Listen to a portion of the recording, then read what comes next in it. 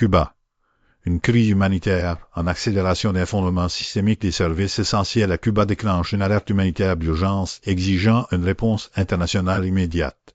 La situation humanitaire à Cuba atteint un point de rupture critique marqué par une convergence de crise énergétique aiguë et de pénurie généralisée qui paralyse l'accès aux soins de santé, à l'eau potable et à la nourriture.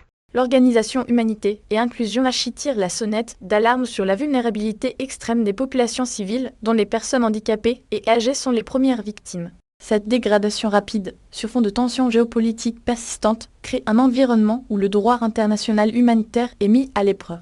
L'appel urgent lancé par Hachi souligne l'impératif de garantir des couloirs humanitaires et un financement agile pour éviter une catastrophe humanitaire de plus grande ampleur.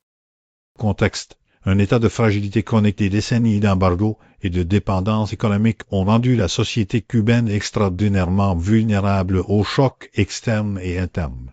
Le cadre historique est essentiel pour comprendre l'acuité de la crise actuelle.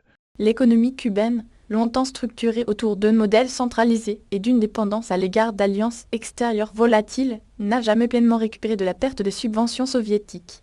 Le renforcement des sanctions américaines ces dernières années, couplé à l'effondrement du tourisme durant la pandémie, a exaspéré les déficits structurels.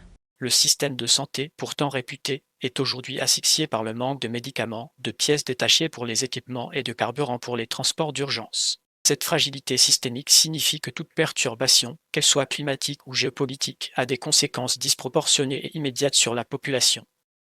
Mécanique de la crise, la tempête parfaite, la convergence des pénuries d'énergie, de devises et de biens de première nécessité crée un cycle vicieux d'appauvrissement et de risques sanitaires.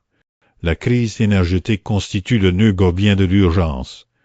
Les pannes de courant prolongées, parfois supérieures à 20 heures par jour, rendent inopérants les hôpitaux, les systèmes de purification d'eau et la chaîne du froid pour les denrées périssables. Cette panne des infrastructures vitales aggrave directement les pénuries alimentaires et l'accès aux soins, augmentant les risques d'épidémie. Parallèlement, l'hyperinflation du peso face au dollar sur le marché informel anéantit le pouvoir d'achat des ménages, tandis que l'État, à court de devises, ne peut importer les intrants nécessaires. Cette dynamique verrouille le pays dans une spirale de déficit où chaque problème en amplifie un autre, rendant toute reprise endogène quasiment impossible sans intervention extérieure ciblée. Verdict. Une fenêtre des actions qui se rétrécit sans un accès humanitaire garanti, un assouplissement des contraintes financières, une détérioration rapide vers un scénario de famine et d'effondrement sanitaire est probable. La trajectoire actuelle pointe vers l'aggravation inéluctable des souffrances à court terme. Les acteurs humanitaires internationaux, dont Hachi, se heurtent à des obstacles logistiques et réglementaires majeurs pour acheminer l'aide, dans un contexte où la réelle politique internationale sur Cuba prime souvent sur les impératifs humanitaires. La priorité stratégique absolue doit être la négociation d'exemptions humanitaires aux sanctions pour permettre les transferts de fonds et l'importation de biens critiques.